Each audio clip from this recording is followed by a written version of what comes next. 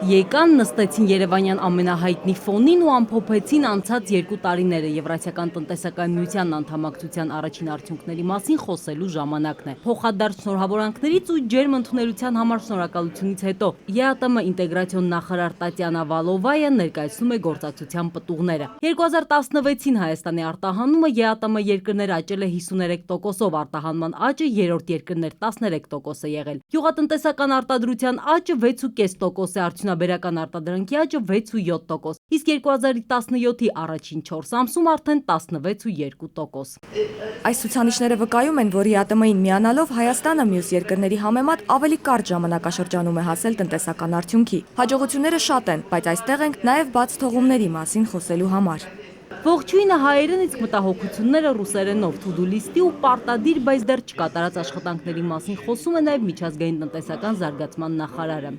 Երբ համեմատվում ենք Եվրամիության հետ, տեսնում ենք, թե ինչ ժամանակահատվածում են հասել այսօրվա արդյունքներին։ Անցած 2 տարիները ցույց տվեցին, որ չնայած բացասական միտումներին, արտահանումը դեպի ԵԱՏՄ երկրներ ավելացել է։ Տնտեսական զարգացման ու ներդրումների նախարարին մեջբերում են գրեթե բոլոր բանախոսները, նա ԵԱՏՄ Հայաստան բանակցությունների ամենաակտիվ մասնակիցներից էր, երբ դեռ նախարար չէր։ Ինչպես 2 տարի առաջ, այնպես էլ այսօր պնդում է, չանդամակցելու դեպքում տնտեսական խնդիրներն ավելի շատ կլինեին։ Անընդհատ մենք ներդրումային ծրագրեր ենք հաստատում կառավարություն եւ տալի արտոնություններ, դա խոսում է նրա մասին, որ այդ ներդրողները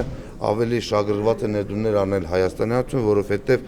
ներդրումներ անելով Հայաստանի Հանրապետություն իրենք մուտք ունեն 180 միլիոնանոց շուկա։ Հայկական մասնավոր սեկտորի մտահոգություններն ու դժգոհություններն էլ ներկայացնում է Գործատուների միության ղեկավարը Գագիկ Մակարյանը թվերով է խոսում։ Ղազախստանի, Բելարուսի հետ առևտրատնտեսական հարաբերությունները գրեթե չեն աճել, Ռուսաստանի հետ առևտրային հարաբերությունները 24-ից հասել են 28%-ի, բայց մեծ ու դոմինանտ տնտեսության հետ փոքր հայկական բիզնեսները մեծ դժվարություններ նույնպես ունեն։ Ռուսական ընկերությունները հաշվի առնելով, որ հայկական փոքր բիզնեսը փոքր ծավալներ է առաջարկում, իրենք շատ շահագրգիռ չեն այդ առևտուրը զարգացնելու համար։ Դրա համար մեր կառավարության խնդիրներից մեկը պետք է լինի այսպես միացյալ բրենդի տակ ապրանքների արտահանման ռազմավարության զարգացումը, ասենք հայկական գինիներ, հայկական խմիչքներ կամ հայկական պահածոներ, ասենք այդ կոնցեպցիով։ Արդյունաբերողների պալատի ղեկավարն էլ չարդարացած սպասելիքների օբյեկտիվ պատճառներն էին մի բերում։ Ակնկալիքները արտահանման ծավալների մեծացման, շուկաներ գրավելու մի փոքր նվազ եղան, կախված զուտ անբարենպաստ միջազգային իրավիճակից, առաջերտին սանկցիաները Ռուսաստանի Դաշնության շուկայի վրա եւ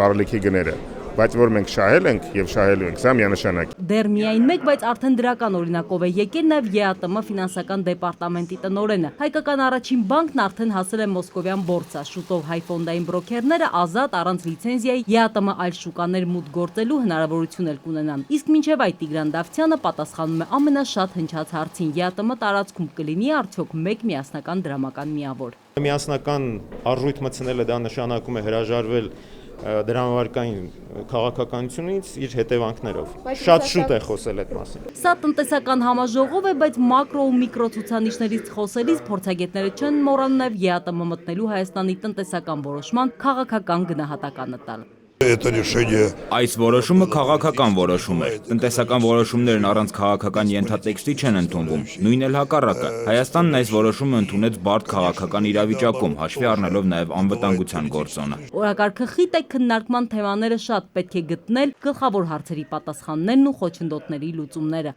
Մանուիրիցյան, Միքայել Թումանյան, ժամը լրատվական։